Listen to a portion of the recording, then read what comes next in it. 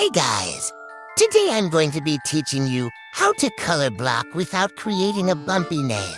Let's get started. Go ahead and gather the supplies for your design. You're gonna start with picking the main color of your character designed for the base. It's up to you if you want to sketch out the design on the nail before you start color blocking.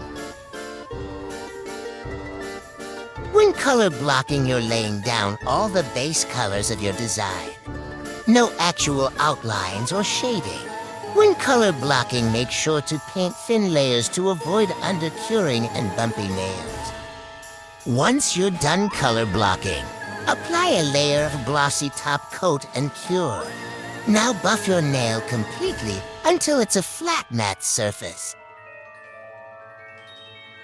You should now be able to outline easily since there should be no air bubbles or cracks in the polish. Go ahead and add your final details, shading and highlights.